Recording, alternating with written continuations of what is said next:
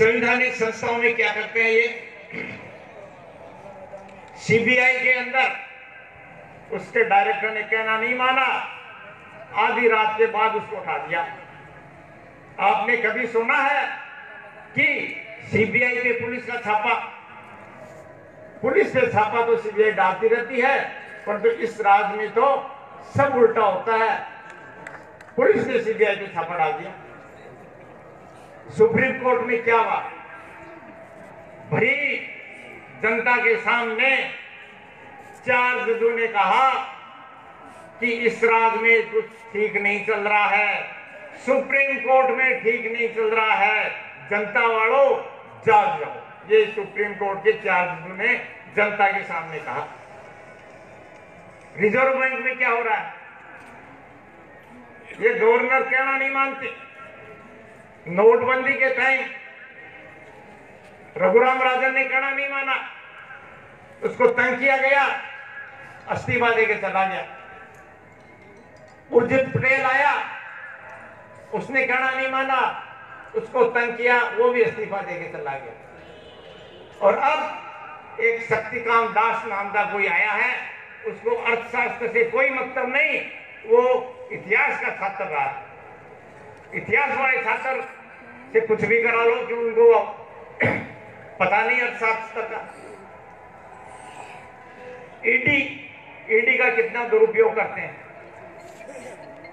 जो भी इनकी लाइन में नहीं चलता उस पर छापा डलवा देते हैं।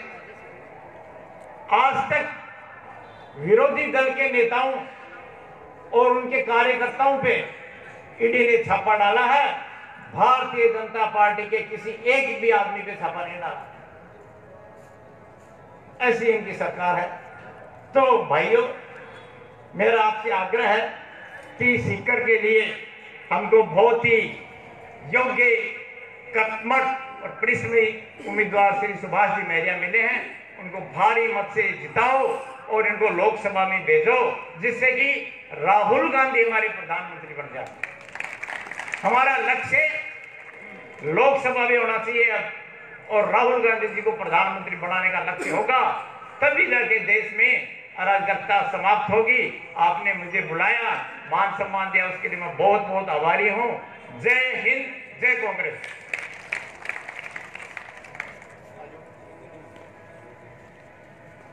और इससे पूर्व की हमारे वरिष्ठ नेता हमें संबोधित करें, सम्माननीय गंगा भगत जी सैनी साहब भी आपको कुछ कहना चाहते हैं। गंगा भगत जी सैनी साहब।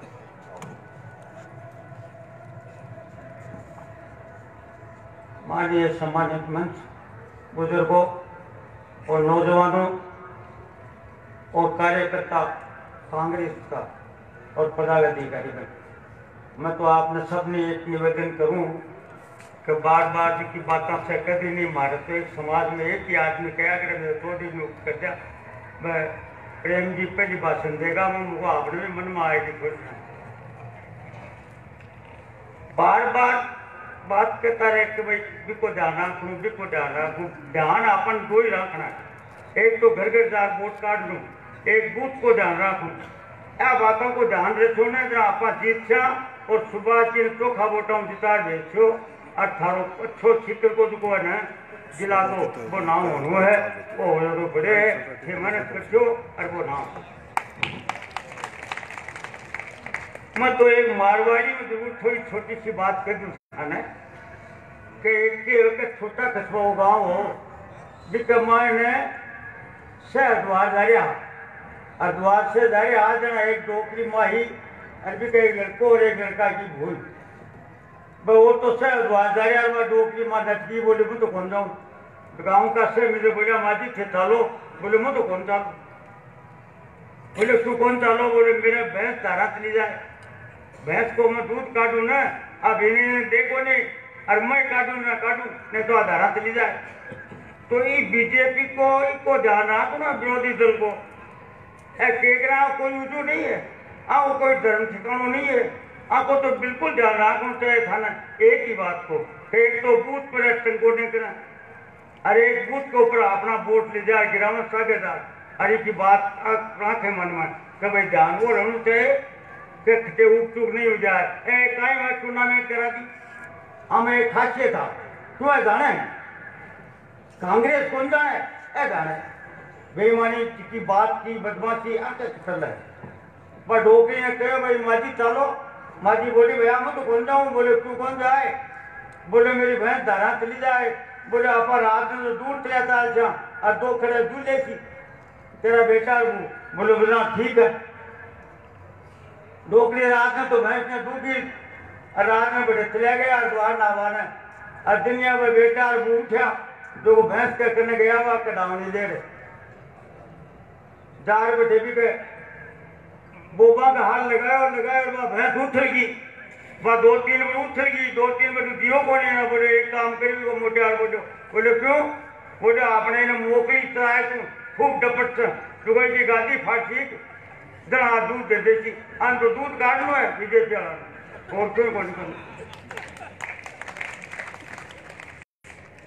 अब सारे दिन तो मैंने चलाई मोकली अब सैया होगी ना लेकर डावनी पर बैठा दूध आए नीचे दे छाप क्या बा बीन की गादी में धोए हाथ लगाया वह उठेगी ना बोले अब बोले केवा तो उठेगी बोले एक काम कर तुम वह मारा का बाप ले आने भी दुआगा वह बढ़िया वह यार वो फटल तो भाग लो एक लुगड़ी ओढ़ रहेगी और हाथ लगाया हाथ तो गई हाथ वह और उठेगी ना बोले शहर में एक और उपाय आ जाइए बोले वो चूड़ो काटा तू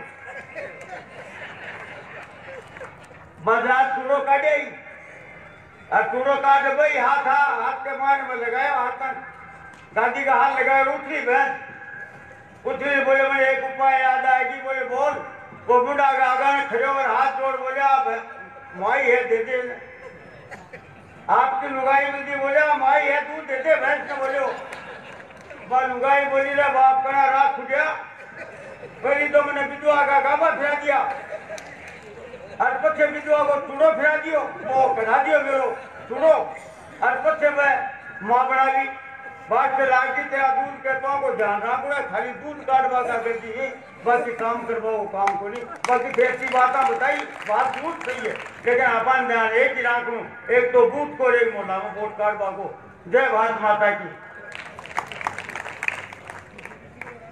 और अब मेरा आमंत्रण हमारे बीच में मौजूद हमारे वरिष्ठ नेता विधायक और विकास के प्रति एक समर्पित ऐसा व्यक्तित्व और बहुत मान और सम्मान के साथ आपके जोरदार तालियों और इस्तकबाल के बीच में सम्मानीय राजेंद्र जी पारिक साहब।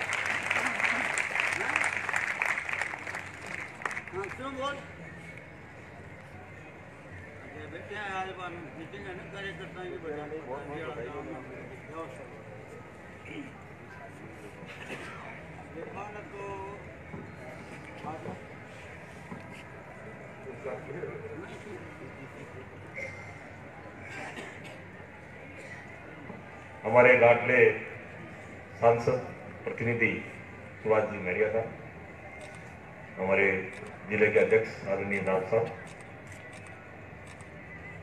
जिले के पूर्व अध्यक्ष भाई भागीरथ जी जाखड़, हमारे चेयरमैन साहब भाई जीवन खान जी, जिला कांग्रेस के उपाध्यक्ष भाई इस्लामुद्दीन जी गोरी साहब, जनाब मुश्ताक जी कंवर, जनाब शबीर साहब, जनाब कांता जी मोर साहब, प्रेम जी सैनी साहब, गंगावत जी सैनी साहब, कांता जी मोर हो गए, भाई जी हो गए, हमारी जिले के अध्यक्ष पूर्ण कंवर जी, बहन सुनीता जी, हमारे ब्लॉक के अध्यक्ष श्रीमती पारिक, उपस्थित सभी मित्रों, नौजवान साथियों, बुजुर्गों और हमारी एक आदरणीय बहन सामने बैठी हुई है सुशीला जी जाकर। ये कार्यकर्ताओं का सम्मेलन है और 4 बजे से आप यहाँ पे बैठे हुए हैं, काफी लंबा समय हो गया।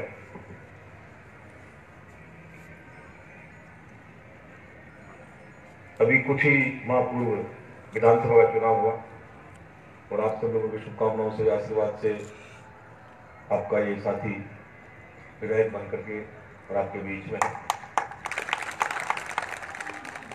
अब चुनाव पार्लियामेंट के, निश्चित रूप से किसी भी प्रतिनिधि के पास जब जाकर आप किसी वोट की बात करते हैं तो निश्चित रूप से उसके मन में ये रहेगा कि मैं क्यों वोट दूं या मैं क्यों नहीं दूं। कांग्रेस के पास में ये कहने का हक है कि हमने जो कुछ भी आज़ादी से लेकर के अब तक जो कुछ भी इस राष्ट्र के प्रति समर्पण भाव से किया है, हम वोट के हकदार हैं। सवाल सिर्फ वोट का नहीं है। इन 5 वर्षों में पूरे हिंदुस्तान में सभी समाजों में, सभी वर्गों में, महिलाओं में, युवाओं में, दलित हो, कोई सा भी समाज हो, मजदूर हो, किसान हो, व्यापारी हो, एक भी समाज यदि आपको कोई ये ऐसा लगे जो मन से एक बात को कहे कि मैं संतुष्ट हूं, 5 वर्ष के शासनकाल से मैं संतुष्ट हूं, यदि लगे तो हमें यह मानने में कोई एतराज नहीं कि आदरणीय मोदी जी ने काफी काम किए। सबसे बड़ा परिवर्तन जो आप देखेंगे आदरणीय मोदी जी का, 2014 में जब वो आए तब एक ऐसा एजेंडा था उनके पास में गुजरात मॉडल का, जिससे पूरे हिंदुस्तान का नक्शा आकाश से पाताल तक सब कुछ बदल जाएगा। जो भी कुछ आवश्यकताएं, चाहे नौजवान की आवश्यकताएं हो, व्यापारी की हो, देश में एक अद्भुत क्रांति का संचार मोदी जी के आने के बाद में होगा। और हमने भी तहे दिल से स्वीकार किया, कांग्रेस के थे, फिर भी मन महसूस करके ये सोचना पड़ा कि देश यदि क्रांति के इतने बड़े उत्साह से गुजर रहा है तो देश पहले होना चाहिए। लेकिन 5 वर्ष में जो कुछ भी उन्होंने किया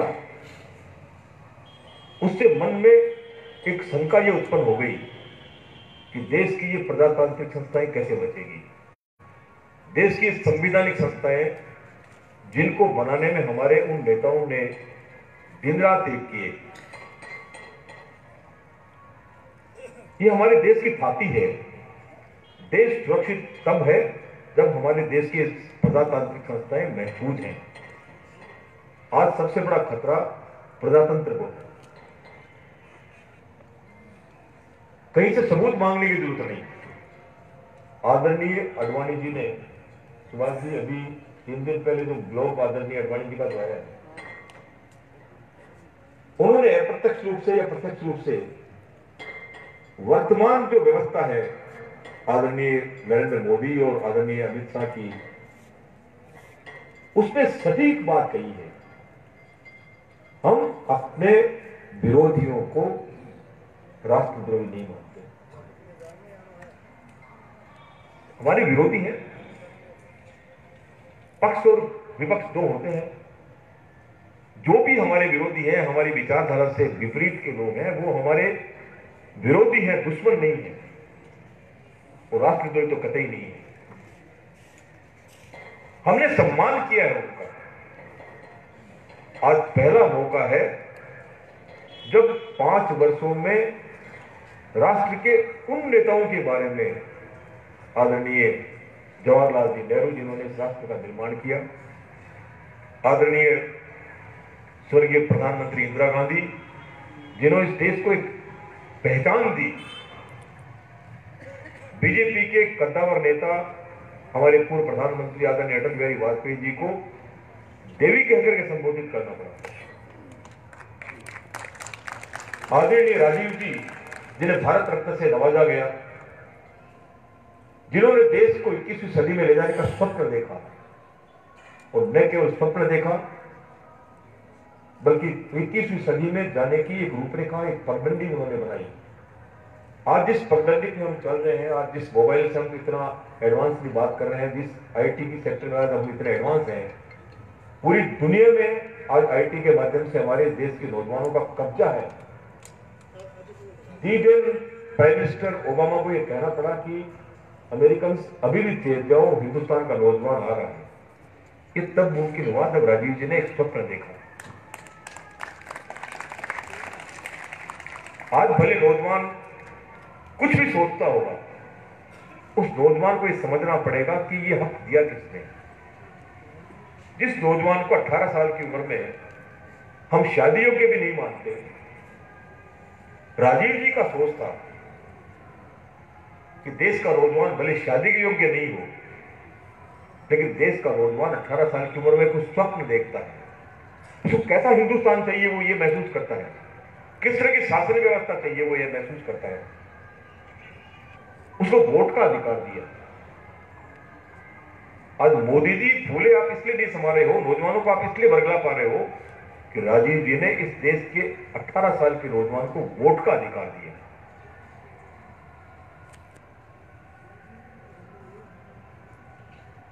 शासन बदलते हैं, हार जीत होती रहती है, कभी कांग्रेस, कभी कोई, कभी कोई, कभी कोई, लेकिन देश में नफरत का माहौल यदि कोई है तो पहली बार है। पूरे मुल्क में एक सन्नाटा सा छाया हुआ है। सांप्रदायिक सौहार्द जो हमारी बहुत बड़ी धरोहर है, देश का ताना बाना गंगा जमुनी तहजीब का है, हम सब मिलकर के इस मुल्क में रहेंगे।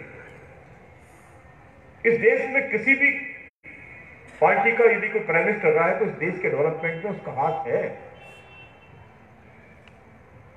आदरणीय अटल बिहारी वाजपेयी जी ने पार्लियामेंट में ये बात बड़े अच्छे ढंग से कही कि हम यदि ये कहेंगे कि किसी प्राइम मिनिस्टर ने काम नहीं किया तो प्रजातंत्र का अपमान होगा। इस मुल्क में जो भी प्राइम मिनिस्टर में जिनको जितना भी टाइम मिला, अपनी हैसियत के मुताबिक उन्होंने काम किया। राष्ट्रद्रोह का काम कभी किसी ने नहीं किया। अभी हमारा 3 दिन पहले कांग्रेस का घोषणा पत्र लागू हुआ, घोषणा पत्र को राष्ट्रद्रोह का डॉक्यूमेंट बता दिया। क्या कोई मजाक इससे बड़ा हो सकता है? क्या इससे ज्यादा हल्की कोई बात हो सकती है? देश का प्राइम मिनिस्टर, उसको यह पता नहीं कि तुम किसी नगर पालिका का चुनाव लड़ रहे हो, क्या तुम पार्लियामेंट का चुनाव लड़ रहे हो, तुम प्राइम मिनिस्टर हो। पूरी दुनिया देख रही है।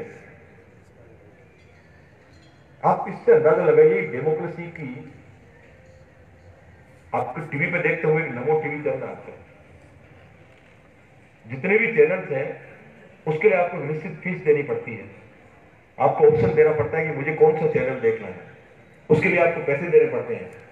नमो चैनल ऐसे है कि आप कुछ भी नहीं देंगे तब भी आपको देखना पड़ेगा, बाध्यता हो गई आपकी। चुनाव आयोग ने पूछा तो कहा कि नहीं, ये एड चैनल है, हमारा चैनल नहीं है। फिर कैसी बाध्यता है? ये डेमोक्रेसी का कौन सा मजाक है कि आपको टीवी पे किसी भी चैनल पे आप देखेंगे नमो टीवी आपको देखना पड़ेगा। ठीक है, प्रजातंत्र है। किसी भी पार्टी के प्रदेश अध्यक्ष को छोड़िए, आप राष्ट्रीय अध्यक्ष को आप राष्ट्रद्रोही बता रहे हैं। मोदी जी, यदि आप में हिम्मत है, यदि आप सही माने में इस मुल्क की एक बहुत बड़ी पार्टी की नुमाइंदगी आप यदि करते हैं, तो आपको अपने देश के बारे में खुल करके बताना चाहिए कि 5 वर्ष में मैंने एक ऐसा ये रिमार्केबल काम किया जो इस राष्ट्र के हित में हो। आज आपके पास में आपका जो स्मार्ट सिटी का कोई एजेंडा है, ना आपके पास में बेरोजगारों के लिए रोजगार का एजेंडा है, ना आपके पास में किसानों के आय बढ़ाने का कोई एजेंडा है, ना आपके पास में महिलाओं को आगे बढ़ाने का एजेंडा है, न गरीबों को रोजगार देने का एजेंडा है। जिस जीएसटी की आज बात आप कर रहे हैं, उस जीएसटी में सौभाग्य से राजस्थान के उद्योग मंत्री की हैसियत से मुख्यमंत्री ने सारे अधिकार मुझे दिए कि जीएसटी की मीटिंग्स में मैं स्वयं जाता था।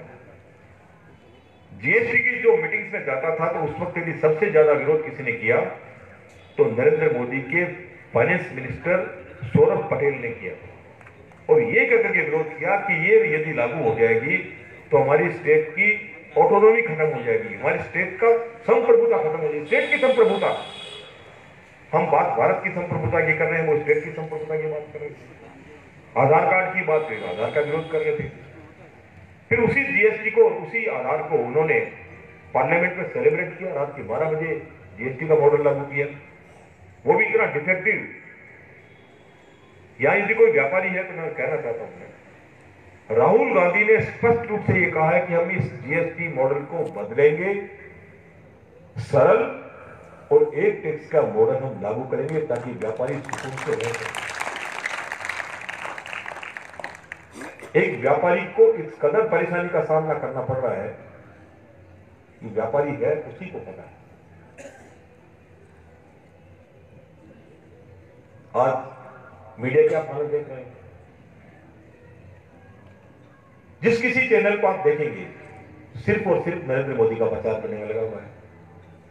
कांग्रेस ने स्पष्ट कहा है कि जो व्यापारी व्यापार हजार तरह से व्यापार करे, लेकिन आप जिस तरह से कॉर्पोरेट घरानों ने इस मीडिया पे कब्जा किया है, सारे मीडिया चैनल्स लिमिटेड 2 या 3 लोग हैं जिनके कब्जे में है, और एंकर उनका पेड सर्वेंट है।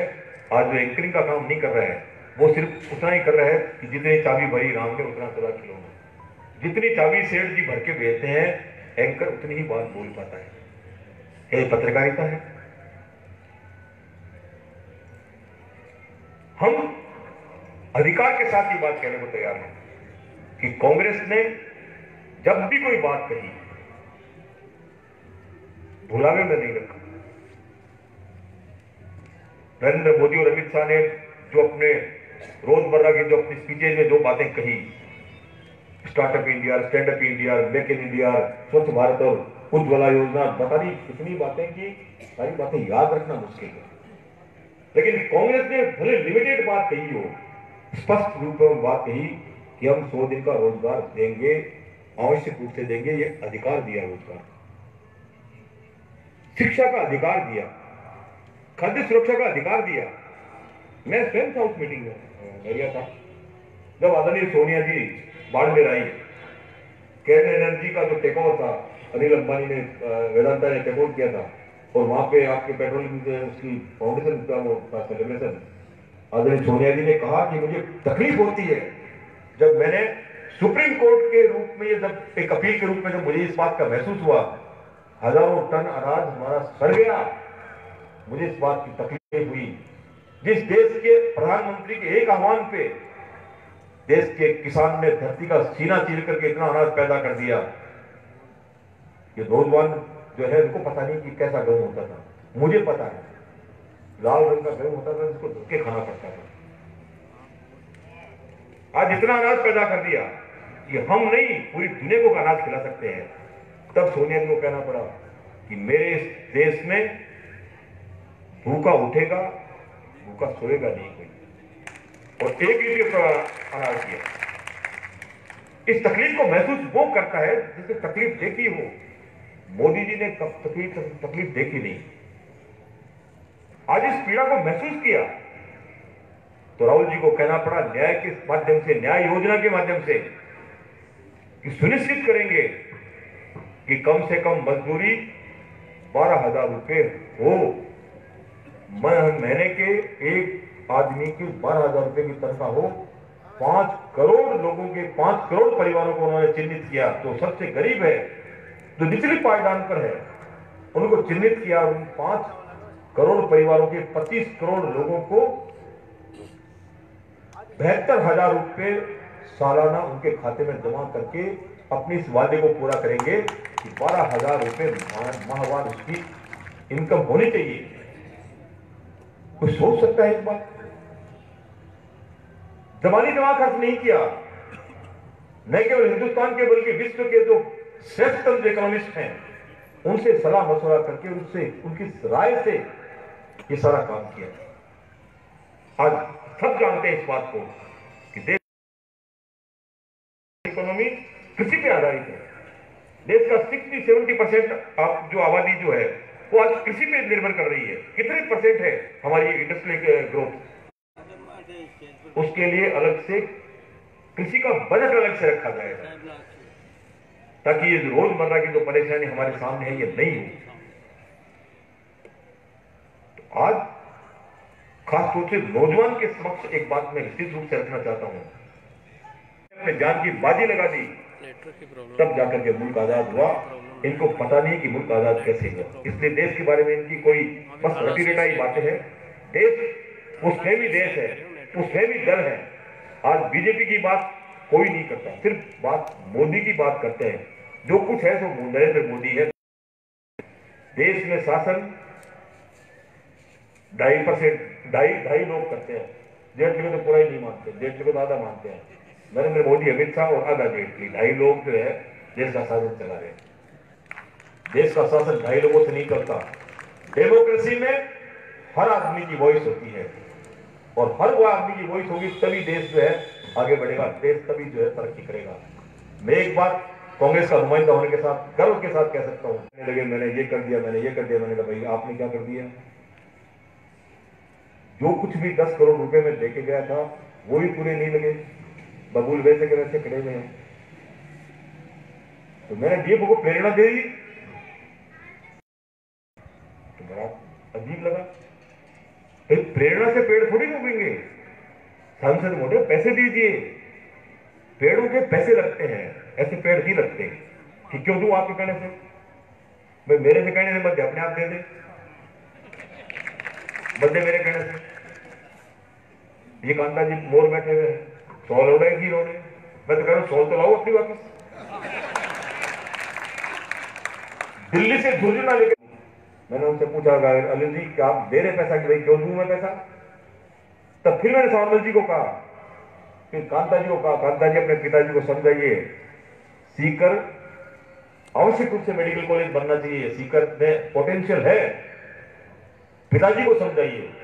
बड़ी मुश्किलों से सावरमल जी ने, मोर साहब को, कांता जी ने, सोमनाथ जी ने, मेरे बहन साहब द्वारका प्रसाद जी पारिक ने, उन्होंने समझाया। उसने 6 महीने का विलंब कर दिया, और जब तक मैं इनसे लेटर लिया, लेटर के लेकर चीफ मिनिस्टर को दिया, मेडिकल कॉलेज की घोषणा कराई, तब तक आकाश से हुई कि क्या करता हूं बताएं। जिस मेडिकल कॉलेज का झुंझुनू प्राइम मिनिस्टर से लेकर के दिल्ली से लेके चले थे, झुंझुनू जानते हो ना आप?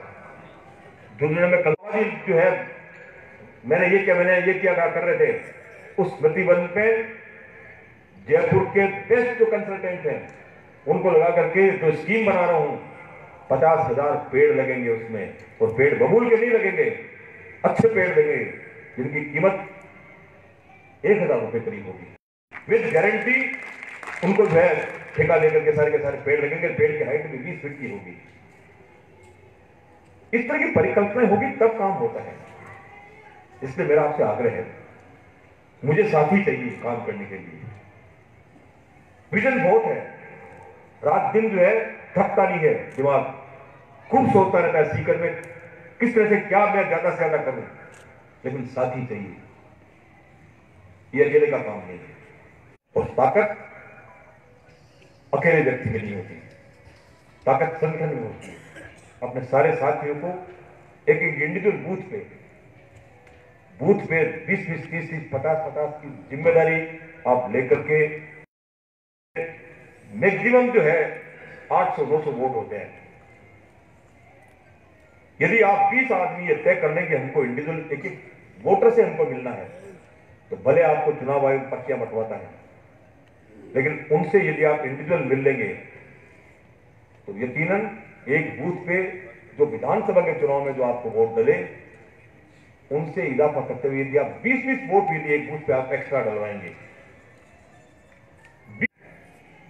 इस मुकाबले में मत रहना। मैं साफ तौर पे कह रहा हूं, किसने क्या काम है इस पे भी नहीं जा रहा हूं। पार्लियामेंट बहुत बड़ा है, 20,36,000 वोट करीब पार्लियामेंट कॉन्स्टिट्यूंसी में है आज सीकर में। आदरणीय महरिया जी जान की बाजी लगा देंगे तब भी हर आदमी के पास पहुंचना मुश्किल है।